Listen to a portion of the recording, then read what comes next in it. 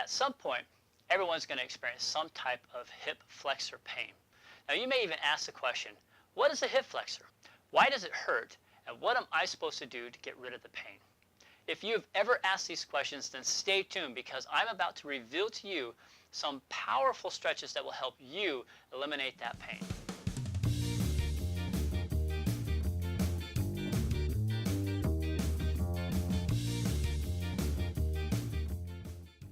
So let's start with, what is a hip flexor?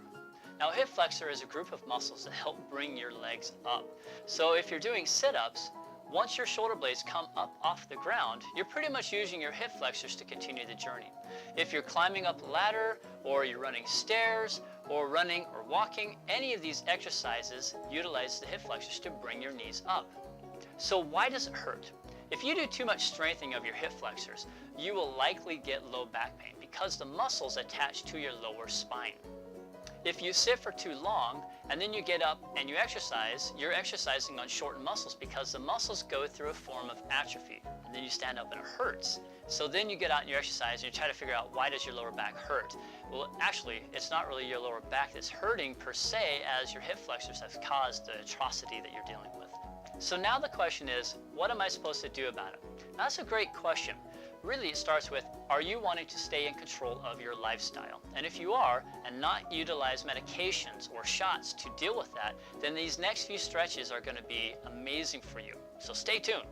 These can be addressed by a few simple stretches.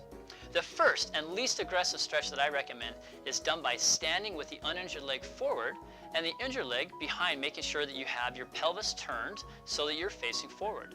Have your rear foot turned slightly out. While keeping your rear leg straight, bend your forward knee and lower yourself like you're trying to sit down.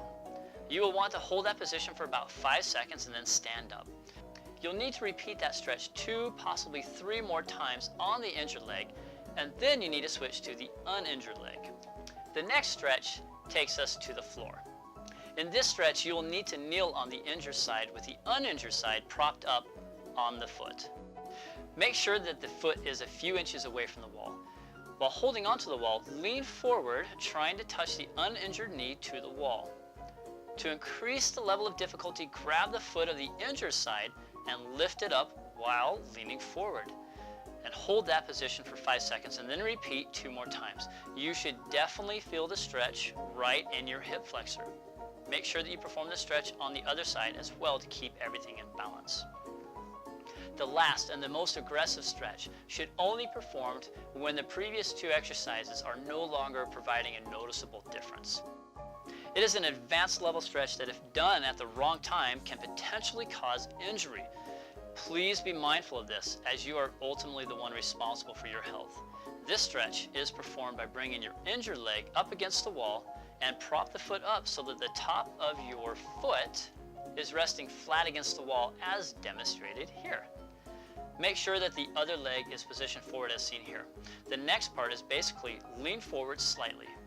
Please do not get too aggressive with this one, as the hip flexors are under a tremendous amount of strain. As with the previous exercises, you will need to hold each position for the count of 5 and then relax. Repeat 2 more times and then switch sides. Too tight of hip flexors can wreak havoc on your lower back and is often confused for spinal misalignments. Do your back and your legs a favor by making these stretches a regular within your routine. Have you ever wondered what to do if you are ever involved in a car crash?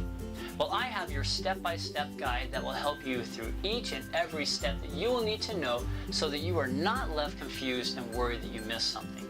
To get your free guide, just click on the book and it will take you directly where you need to go to download your survival guide. If you found this video to be valuable, please subscribe to our channel for more impactful videos that will help you survive the inevitable car crash.